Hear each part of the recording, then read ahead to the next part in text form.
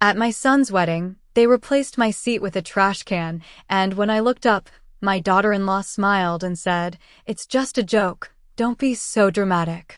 I remember the exact moment because everything around me seemed to slow down, like the music had dropped into a distant echo and the room itself was holding its breath.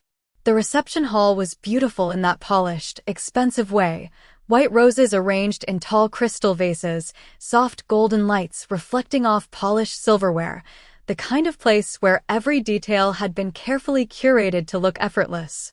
I had spent an hour that morning getting ready, smoothing down my pale blue dress, the one I had saved for a special day like this, brushing my silver hair until it fell just right against my shoulders. I had told myself this was a beginning, not just for Daniel, but for all of us. A new chapter. A larger family. Something warm. Something lasting. But when I reached my assigned table and saw the small printed card with my name placed neatly in front of a black plastic trash can instead of a chair, something inside me went very still. I didn't move right away. I simply stood there, holding my clutch a little tighter than necessary, reading my own name again as if I had misunderstood it the first time. Margaret Collins. There was no mistake. Someone had placed it there deliberately, carefully, like it belonged. A few guests nearby noticed. I could feel it without looking directly at them, the shift in posture, the quiet glances, the way conversations softened just enough to make room for the moment without acknowledging it. And then I heard her voice. Light. Casual. Almost amused. "Oh, Margaret, don't look so serious. It's just a joke." Olivia stood a few feet away, her champagne glass held delicately between her fingers, her smile perfectly practiced. She tilted her head slightly, as if she were the reasonable one in the situation, as if I were the one creating discomfort simply by existing in it. "Don't be so dramatic," she added, her tone soft, but carrying just enough for others to hear. I nodded once, slowly, as though I agreed. My lips curved into something that might have looked like a smile if you didn't look too closely. "Of course," I said quietly. My voice didn't shake. That surprised me. For a brief second, I considered saying something more, asking for a real seat, pointing out the obvious cruelty of it, but the thought passed as quickly as it came. Instead, I reached down, picked up the name card, and held it in my hand. The cardstock was thick, expensive, embossed with gold lettering. Someone had put effort into this. That was the part that settled heavily in my chest, not the object itself, but the intention behind it. I glanced around the room then, letting my eyes move naturally from table to table. Families sat together, leaning in close, laughing softly, clinking glasses. Mothers were adjusting their sons' ties, straightening napkins, being included in small, quiet ways that no one else would notice unless they were missing it. I noticed everything. I always have. And I noticed Daniel, standing near the head table, his arm loosely around Olivia's waist. He wasn't looking at me. Not directly. But he wasn't looking away either. It was something in between, something practiced, something careful. As if he had already decided where he stood, and all that remained was to wait for me to understand it without forcing him to say it out loud. I felt a strange calm settle over me then, like the moment before a storm when the air becomes unnaturally still. I slipped the name card into my purse and stepped aside, moving out of the way so others could pass. No one stopped me. No one asked if there had been a mistake. The music swelled again, laughter resumed, and the evening continued exactly as it was meant to.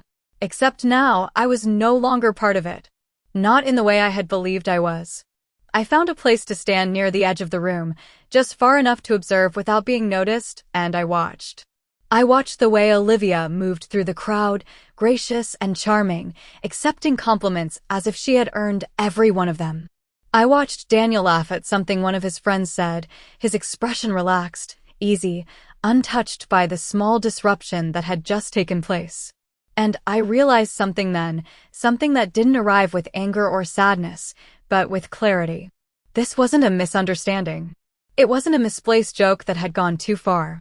It was a decision. A message. Carefully delivered in a way that allowed them to deny it if necessary.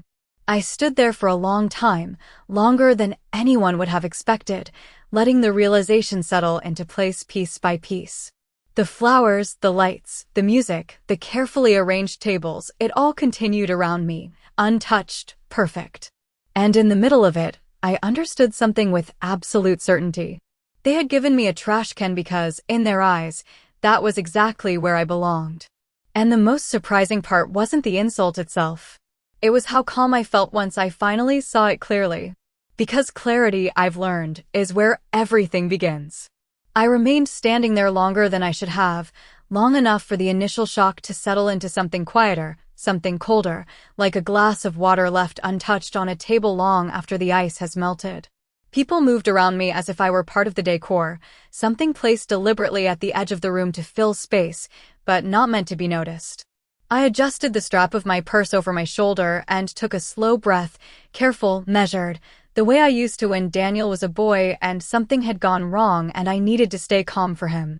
It was a habit I had never unlearned. I told myself to walk, so I did, stepping lightly across the polished floor, past tables filled with laughter that sounded just a little too bright, just a little too rehearsed. I paused near the bar, not because I wanted a drink, but because it gave me a place to stand without looking like I did not belong anywhere else. The bartender glanced at me, offered a polite smile, and asked if I would like something. I shook my head. My voice felt unnecessary. From where I stood, I could see the seating chart displayed near the entrance, a large, elegant board framed in gold. Names arranged neatly, each guest carefully placed, each relationship mapped out with intention. I walked over slowly, my heels making soft, deliberate sounds against the floor, and scanned the list until I found my name again. Margaret Collins. Table 7. Assigned, planned, printed. There had been a chair for me. There had been a place. I let my fingers hover just above the surface of the board without touching it, tracing the space where my name sat among others who would never have to question their place in that room. Behind me, I heard a small burst of laughter, followed by a voice I recognized. "I told you she would not make a scene," Olivia said, her tone light, almost proud, as if she were discussing something she had orchestrated successfully. Another voice responded, lower, amused. Still, that was bold. I did not turn around. I did not need to. I had already heard enough. Instead, I stepped away from the board and returned to the edge of the room, my movements calm, unhurried, as if I had simply come to admire the arrangements. There is a particular kind of silence that exists inside a person when something important shifts, and I could feel it settling into me now, layer by layer. It was not the silence of confusion. That had already passed. It was the silence of understanding.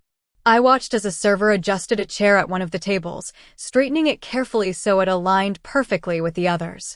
Every seat mattered here. Every detail had been considered. Except mine. Or perhaps especially mine. I glanced once more toward Daniel. He was speaking to someone, nodding occasionally, his expression attentive in the way I had seen so many times before when he wanted to appear agreeable without committing himself to anything. He had always been good at that. Even as a child, he knew how to avoid conflict by simply letting things happen around him. I used to think it was kindness. Now I understood it was something else entirely. I wondered, briefly, if he had seen the seating arrangement before tonight. If he had stood where I stood now, looking at my name placed neatly beside something that did not belong in a setting like this, and decided it was acceptable. Or worse, if he had said nothing at all. The music shifted into something softer, and guests began moving toward the dance floor, drawn by the promise of celebration, of moments that would be photographed and remembered. I remained where I was, just outside the frame of it all, watching the evening unfold as if I were observing someone else's life. It struck me then how easily a person can be removed without ever being asked to leave. No raised voices. No direct confrontation. Just a series of small, deliberate choices that slowly reposition you until you are no longer at the center of anything that matters. I reached into my purse and touched the name card again, feeling the embossed letters beneath my fingertips. Solid. Real. Proof that I had not imagined any of it. I held it there for a moment, then let my hand rest against the fabric, steady, controlled. Around me, the room continued to glow, warm and inviting to everyone who belonged. And I realized that belonging, like everything else in that room, had been carefully assigned. Not given. Not earned. Assigned. And tonight, mine had been quietly taken away without a single word that anyone could be held accountable for.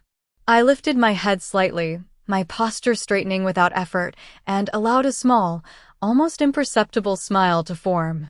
Not for them. Not for the room. But for myself. Because now that I understood the rules they were playing by, I also understood something far more important. I was no longer required to play along. I stayed near the edge of the room, but my eyes began to notice things I had ignored before, small details that no longer felt random now that I understood there was a pattern behind them. Olivia moved from group to group with effortless grace, her hand occasionally resting on Daniel's arm, guiding him more than walking beside him, and each time she did, he adjusted without resistance, like a man who had long ago decided that harmony was more important than truth. I watched the way she laughed, tilting her head just enough to appear charming, the way people leaned in toward her, drawn by something that looked warm on the surface, but felt calculated once you knew where to look. It reminded me of the months leading up to this wedding, moments that had seemed insignificant at the time, but now returned with sharp clarity. I remembered offering to help with the planning, suggesting venues, asking about the guest list, trying to be involved in the way mothers usually are. Each time, Olivia had smiled that same careful smile and said they had everything under control. "We want to keep it simple," she would say, even as the event in front of me now proved just how far from simple it really was. I remembered the invitations arriving in the mail, addressed formally, as if I were a distant relative rather than the woman who had raised the groom.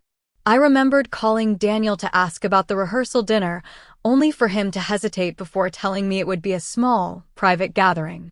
"Just a few close people," he had said, his voice soft, apologetic, but not enough to change anything. I had accepted it then. I had accepted all of it, telling myself that times were different, that young couples wanted space, that love sometimes looked unfamiliar when it was not your own. But standing here now, I could see how each of those moments had been part of something larger, something deliberate. It was never about keeping things simple. It was about keeping me out. A server passed by with a tray of champagne glasses, and for a brief second, I considered taking one, just to have something to hold, something to anchor my hands. But I let the moment pass. I did not need anything to steady me anymore. The steadiness had already settled in. Across the room, I noticed a woman I recognized from years ago, a neighbor from when Daniel was still in high school. She caught my eye and offered a small, uncertain smile, the kind people give when they sense something is wrong but do not know how to address it. I returned the smile, polite, controlled, and she quickly looked away, relieved not to be pulled into something uncomfortable. That was how it worked. People saw just enough to understand, but not enough to act. And perhaps that was why it had been so easy for Olivia to do what she did. She understood that most people would choose silence over involvement, comfort over confrontation. I shifted my weight slightly and allowed my gaze to move back toward the center of the room, where Daniel now stood alone for a moment, adjusting his cuff as if it needed attention. I watched him longer this time, studying the lines of his face, the familiar shape of his posture, searching for something that resembled the boy I had once known. The child who used to run toward me after school, who trusted me without question, who believed that I would always be on his side. It was strange how memory could remain so vivid while reality changed so completely. For a brief moment, I wondered if he felt any of this, if there was even a small part of him that recognized what had been done and questioned it. But then Olivia returned to his side, her hand slipping easily into his, and whatever space had existed for doubt seemed to disappear. He smiled at her, and that was answer enough. I turned my attention away, not out of pain, but out of clarity. There is a difference between holding on and understanding when there is nothing left to hold. And I had reached that point now. The music grew louder, the energy of the room lifting as the evening moved forward, but I felt separate from it all in a way that no longer hurt. It simply was. I reached into my purse again, not for the name card this time, but for my phone. I did not unlock it. I did not check any messages. I simply held it in my hand for a moment, feeling its weight, considering the quiet possibilities it represented. Then I placed it back untouched. There would be time for everything that needed to happen next. For now, I continued to observe, to listen, to gather the pieces that had been so carelessly left in plain sight. Because the truth about people is that they reveal themselves most clearly when they believe no one is truly watching. And tonight, for the first time, I was watching everything. As I stood there, watching the room with a kind of quiet awareness I had not felt in years, the past began to rearrange itself in my mind, not as scattered memories, but as a clear sequence of choices that had led to this exact moment. I remembered the first time Olivia came into our lives, the way she had been introduced to me over dinner, her voice soft, her smile polite, her posture perfectly composed. She had brought a small bouquet of white lilies and handed them to me with both hands, as if she understood the importance of first impressions. I had liked her immediately, or at least I believed I did. She had asked me questions about Daniel's childhood, listened carefully, laughed at the right moments. It all felt natural at the time, like the beginning of something that would grow into a genuine connection. But looking back now, I realized how precise it had all been, how every gesture had been measured, how nothing had ever truly been spontaneous.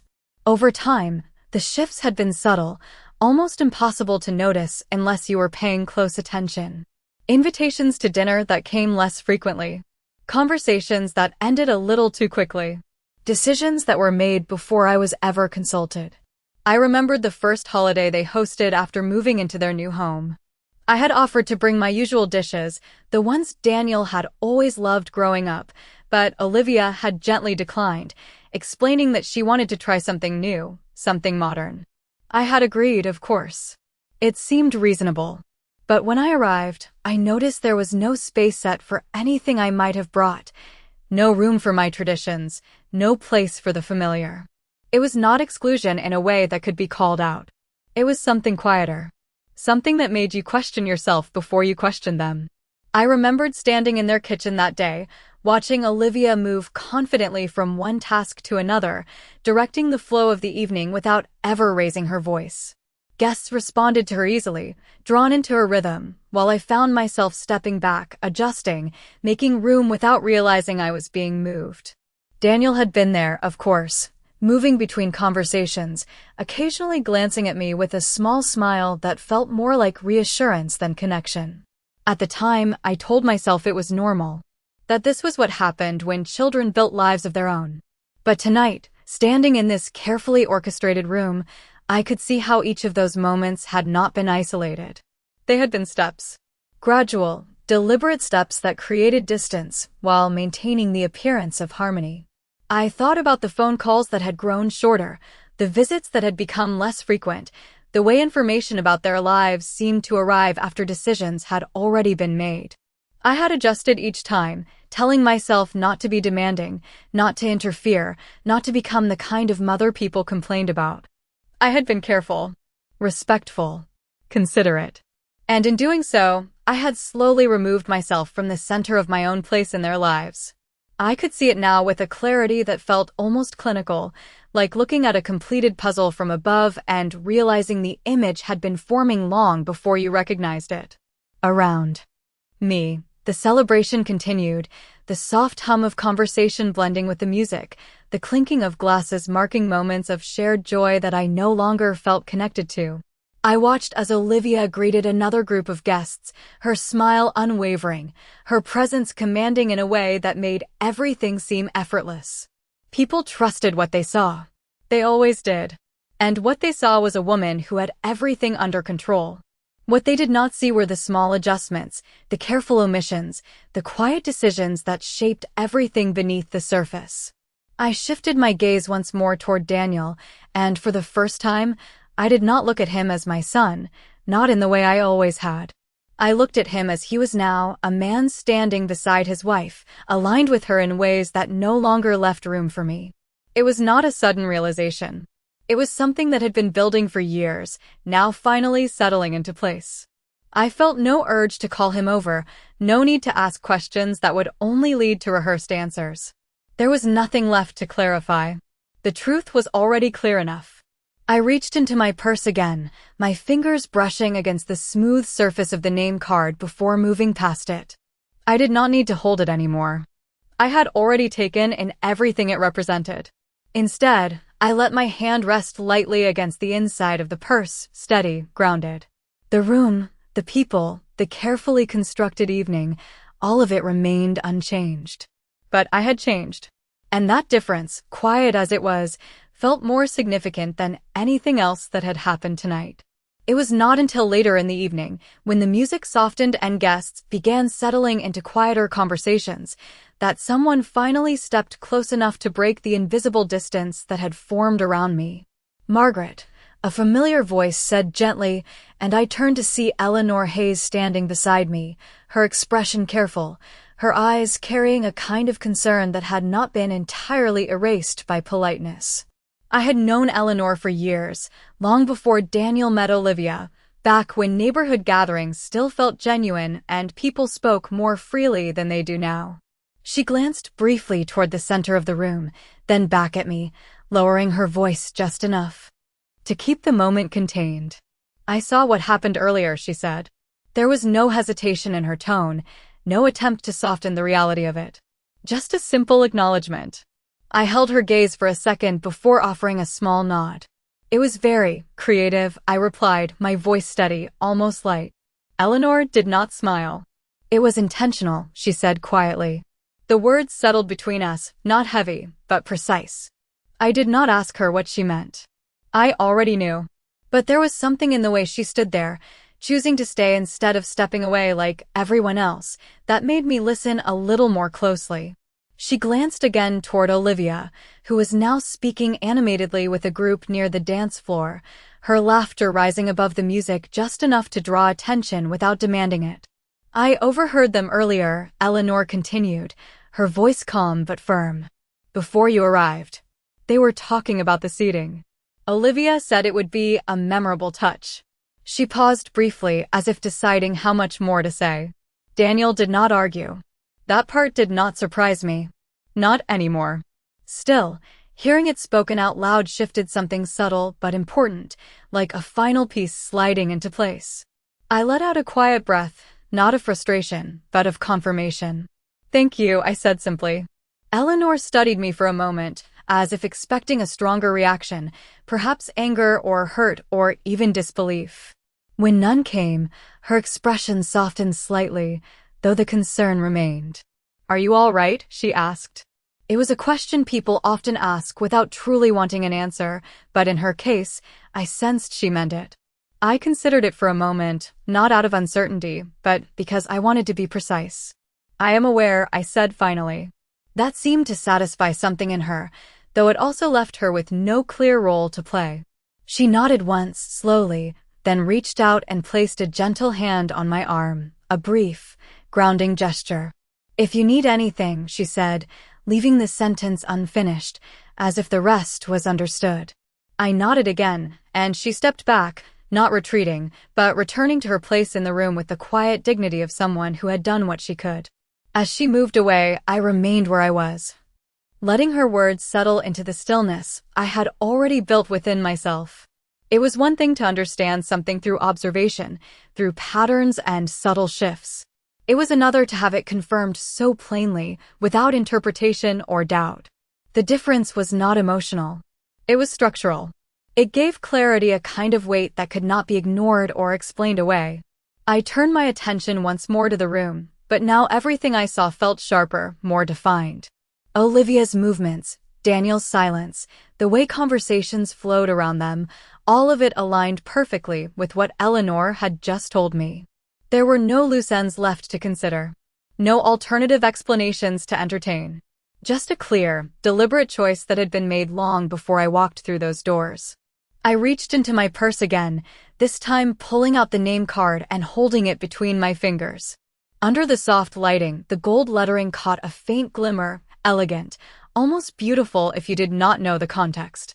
I studied it for a moment, then slipped it back into my purse with care, not as something to discard, but as something to keep. Evidence does not always need to be dramatic to be powerful. Sometimes it is small, precise, undeniable. Around me, The evening continued its steady progression, speeches beginning to form, glasses being refilled, the rhythm of celebration carrying on without interruption. But I no longer felt like I was standing outside of it. I felt like I was standing above it, observing not just the moment, but the structure beneath it. And for the first time that night, a quiet sense of direction began to take shape within me. Not rushed, not reactive, just clear. Because now that the truth had been spoken, even in a voice as quiet as Eleanor's, there was no longer anything left to question. Only what I would choose to do with it. The speeches began shortly after, and with them came the part of the evening where everything was meant to feel meaningful, where words were carefully chosen to reflect love, gratitude, and the promise of a shared future. Guests gathered closer, chairs filled, attention drawn toward the front of the room where Daniel and Olivia stood side by side, illuminated by soft lighting that seemed designed to make everything appear warmer than it truly was. I remained where I had been, just beyond the main circle, close enough to hear every word but far enough to remain unnoticed. Daniel was the first to speak. He held the microphone with both hands, a gesture I recognized from years ago when he used to stand in front of classrooms, nervous but determined, wanting to say the right thing. His voice was steady now, practiced, shaped by experience. He spoke about love, about partnership, about the life he and Olivia were building together. He thanked her family for welcoming him, for their support, for everything they had done to make him feel like he belonged. I listened carefully, not because I expected anything different, but because I wanted to hear what he chose to include, and more importantly, what he chose to leave out. There are always omissions in speeches like these, spaces where truth quietly disappears without anyone questioning its absence. He mentioned friends, mentors, even colleagues who had supported him along the way. But there was no mention of me. Not once. It was not dramatic. It was not obvious enough to cause discomfort in the room. But it was clear. Intentional in its quietness.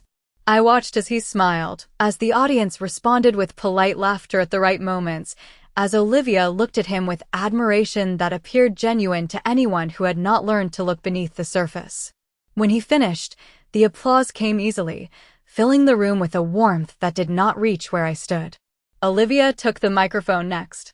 Her tone was softer, more emotional, her words carefully layered with gratitude and affection. She spoke about how lucky she felt, how perfect everything had turned out, how this day had been exactly what she had dreamed of. She thanked her parents, her friends, the people who had helped bring the vision together. She spoke about Daniel with a kind of admiration that felt almost theatrical in its precision. And then, briefly, she paused, her gaze sweeping lightly across the room before settling in my direction for just a fraction of a second. It was not long enough for anyone else to notice. But I did. And to everyone who has supported us along the way, she said, her voice steady, composed, thank you for being part of this journey. The words were inclusive on the surface, broad enough to cover everyone without naming anyone specifically. It was a perfect choice. No one could say I had been excluded. And yet, I knew exactly what it meant. I felt no urge to react, no impulse to challenge the narrative being presented so carefully in front of all these people. Instead, I listened until the applause rose again, until the moment passed and the music resumed, carrying the evening forward as if everything had unfolded exactly as it should. Around me, guests returned to their conversations, their drinks, their laughter. The speeches would be remembered as heartfelt, sincere, a reflection of love and unity. That was how events like this worked. What was said mattered less than how it was perceived. And perception, I had come to understand, was something Olivia managed exceptionally well. I shifted slightly, stepping back another inch, allowing a group of guests to move past me without interruption. No one asked where I had been sitting. No one wondered why I remained standing. The absence had already been normalized, absorbed into the flow of the evening as if it had always been this way. I reached into my purse again, not out of habit this time, but with intention. My fingers brushed against familiar items before settling on something small, something I had not thought about earlier that evening. I did not take it out yet. I simply held it there, considering. The speeches had not revealed anything new. They had confirmed what was already clear. But confirmation has a way of solidifying decisions that might otherwise remain abstract. I lifted my gaze once more toward the center of the room, where Daniel and Olivia now stood surrounded by guests offering congratulations, their smiles steady, their presence unshaken. For a brief moment, I allowed myself to see the scene not as a participant, not as a mother, but as an observer. A complete picture. Balanced. Carefully constructed. And then I understood something with quiet certainty. They had already told their version of the story. Tonight was not about discovering the truth. It was about deciding what would come next.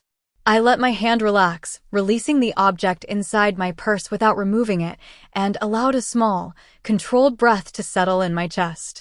The evening continued around me unchanged. But within me, something had shifted into place with a clarity that no longer required confirmation. It was not anger. It was not even disappointment. It was something far more precise. A decision, forming quietly, waiting for the right moment to be seen. The music picked up again after the speeches, louder this time, brighter, as if the evening itself was determined to move forward without leaving space for anything that might disrupt its rhythm. Guests were drawn toward the dance floor, laughter rising more freely now that the formalities had passed. I watched as Daniel and Olivia were guided to the center, their hands joining, their movements slow and deliberate as the first dance began. People gathered around them in a loose circle, phones lifted, smiles wide, capturing what would later be remembered as a perfect moment. I remained where I was, just beyond the edge of that circle, observing the scene with the same quiet attention that had carried me through the entire evening. It was a beautiful image, I could admit that without hesitation. The lighting softened the edges of everything, the music wrapped around the room in a way that made even strangers feel connected, and for those watching without context, it would have seemed like the beginning of something truly meaningful. But I had already learned that appearances, no matter how carefully crafted, only tell part of the story. I noticed the way Olivia leaned slightly closer to Daniel during the dance, her hand resting confidently against his shoulder, guiding the pace in subtle ways that most would never recognize. I noticed how he followed without question, adjusting his steps to match hers, his attention fully fixed on her, as if the rest of the room had faded away. It was not just affection. It was alignment, complete and unquestioned. And as I watched them, I felt something inside me settle into a clarity that no longer wavered. This was not a moment of uncertainty. It was confirmation. I shifted my weight slightly and turned away from the dance floor, allowing the image to remain behind me as I moved toward a quieter part of the room. The farther I stepped from the center, the easier it became to think without distraction. A small table near the back held untouched programs from the ceremony, neatly stacked, each one identical, each one outlining the order of events that had unfolded earlier that day. I picked one up and glanced at it briefly. Names, times, details, all arranged with precision. Everything had been planned. Nothing had been accidental. I set it back down carefully, aligning it with the others, and let my fingers rest against the edge of the table for a moment. There was a time when I would have questioned myself, wondered if I was reading too much into things, if I was being unfair or overly sensitive. That time had passed. What remained now was not doubt, but recognition. I reached into my purse once more, this time retrieving the small object I had felt earlier. It was a folded document, slightly worn at the edges from being handled over the years, something I carried with me out of habit rather than necessity. I did not open it yet. I simply held it in my hand, feeling its weight, considering what it represented. Around me, the energy of the room continued to build, the dance floor filling, conversations overlapping, the sound of celebration rising and falling in waves. No one noticed me standing there. No one needed to. I was no longer waiting to be included. I was no longer measuring my place by where I was asked to sit or what was said in speeches. Those things had already revealed everything I needed to know. I glanced once more toward the center of the room, where Daniel and Olivia had finished their dance and were now surrounded by guests offering congratulations, their smiles unwavering, their presence steady, untouched by anything that had happened earlier. It was a complete picture, polished and whole, exactly as it had been designed to appear. And yet, beneath that surface, I now understood the structure holding it together. I looked down at the document in my hand again, then slowly folded it back into its original shape, precise, careful, as if preparing it for something that had not yet been revealed. I slipped it back into my purse, not with hesitation, but with intention. Timing, I had learned, matters more than reaction. The room did not need disruption. Not yet. I adjusted my posture slightly, shoulders back, chin level, allowing a quiet sense of composure to settle over me. There was no urgency in what I was about to do. No need to rush or force anything into the open before it's time. Some truths reveal themselves best when they are allowed to unfold naturally without interference, without noise. I turned slightly, positioning myself so I could see both the entrance and the center of the room at once, a small adjustment that gave me a wider view without drawing attention. And as I stood there, steady and still, I realized something with absolute certainty. I was no longer standing at the edge of their story. I was standing at the beginning of my own. The evening had settled into its final rhythm, the kind that comes when people have eaten, laughed, and allowed themselves to relax into the comfort of celebration, and it was in that shift that the room became quieter in ways that mattered, not in sound, but in attention. Conversations softened, movement slowed, and people began to notice things they had not earlier, small inconsistencies, brief glances, the subtle spaces where someone did not quite fit. I remained exactly where I had positioned myself, still and composed, my presence neither hidden nor announced, simply existing in a way that required no permission. I watched as Olivia made her way across the room again, her steps confident, her expression unchanged, but there was something different now, something faint, almost imperceptible, a slight tension at the corners of her smile that had not been there before. Perhaps it was the way the evening was progressing, or perhaps it was something else, something she could not quite name but could feel nonetheless. People had seen enough by now. Not everything, not the full picture, but enough to create a quiet undercurrent of awareness that could not be easily dismissed. I noticed the way a few guests glanced in my direction, not openly, not in a way that would draw attention, but just long enough to acknowledge that I was still there, still composed, still unaffected in any way that could be interpreted as weakness. That mattered. More than any words spoken earlier, more than any gesture designed to diminish me, what remained now was how I chose to stand in this space. And I stood without apology. A server approached with a tray of desserts, small, carefully plated portions arranged with precision. I accepted one this time, not because I wanted it, but because it allowed me to participate in the rhythm of the room without altering my position within it. I held the small plate lightly, untouched, as I continued to observe. Across the room, Daniel was speaking with a group of guests, his posture relaxed, his expression easy, but I noticed the way his gaze shifted briefly, searching, not for me specifically, but for something that was no longer exactly where he expected it to be. It was a subtle thing, easy to miss, but I saw it. And I understood it. When a person believes they have placed something firmly out of view, they do not expect it to remain present in a way that cannot be controlled. That is when uncertainty begins. Olivia approached him moments later, her hand resting lightly on his arm, her voice low as she spoke to him. I could not hear the words, but I did not need to. I watched the exchange carefully, the way his expression changed just slightly, the way her smile adjusted in response, recalibrating, maintaining control. It was a dance, not unlike the one they had shared earlier, only quieter, more precise, less visible to those who were not looking for it. I shifted my plate from one hand to the other and finally set it down on a nearby table, still untouched, its purpose already fulfilled.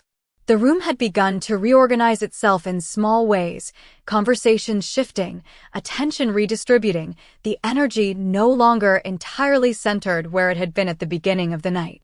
This was the moment I had been waiting for, not because I had planned anything elaborate, but because I understood that timing is not about action, it is about presence.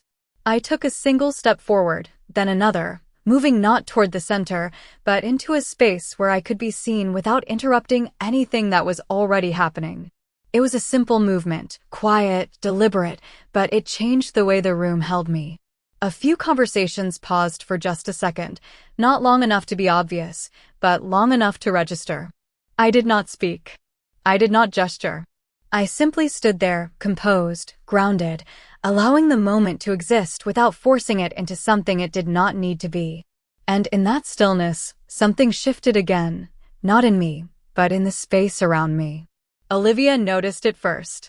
I saw it in the way her gaze flickered toward me, then back, then returned again, as if confirming that I had not moved, that I was still exactly where I had chosen to be. Her smile remained, but it no longer carried the same ease. Daniel followed her gaze, his eyes landing on me for a fraction of a second longer than before. There was no confrontation, no exchange of words, but there was recognition. Not of what had happened earlier, but of what was happening now. I held his gaze for that brief moment, calm, steady, offering nothing that could be interpreted as challenge or invitation. Just presence. Just clarity. And then I looked away, not out of submission, but because I no longer needed anything from that moment. The room continued. The music rose again. Laughter returned. But the structure had shifted in a way that could not be undone. Nothing dramatic had occurred. No scene had been made. And yet, something essential had changed.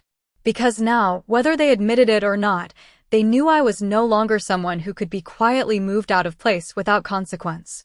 And that understanding, once it exists, does not disappear. It waits. Just like I do. The night began to thin out in the way all events eventually do, not with a sudden ending, but with a gradual unraveling, as conversations shortened, chairs shifted, and people started gathering their things with quiet satisfaction, carrying with them the version of the evening they had chosen to believe. I remained where I was until the rhythm of the room softened enough that movement no longer felt like interruption. Then, slowly, I reached into my purse and took out the folded document once more. This time, I opened it.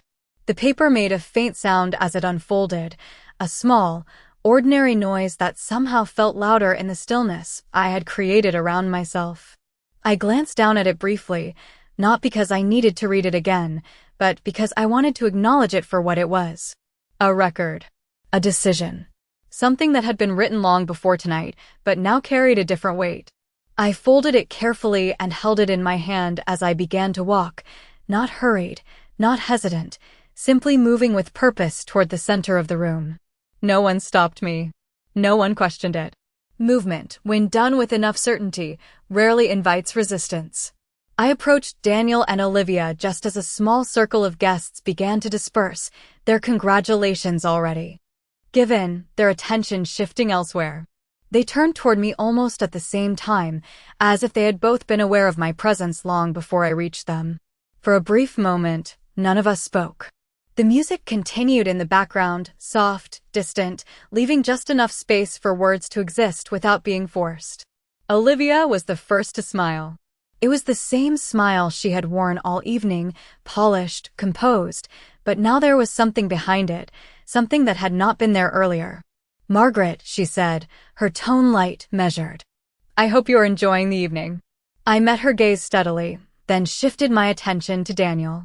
He held my eyes for a second longer than he had before, his expression neutral, waiting. "It is a beautiful event," I said calmly. My voice was even, controlled, carrying no edge that could be used against me. That mattered. I let a small pause settle between us, just long enough to make space for what came next. Then I extended the folded document toward Daniel. He hesitated, just for a moment, before taking it. His fingers brushed against mine briefly, a familiar gesture that now felt distant, almost formal. He looked down at the paper, then back at me, a question forming without being spoken. "You should read that," I said quietly. Olivia's gaze shifted between us, her smile tightening ever so slightly, her posture adjusting in a way that suggested she was recalculating something she had believed was already settled. Daniel unfolded the document slowly, his eyes scanning the page, his expression changing in increments so small they would have gone unnoticed by anyone who was not looking closely. But I was looking closely. I watched the moment recognition settled in, the moment understanding replaced assumption.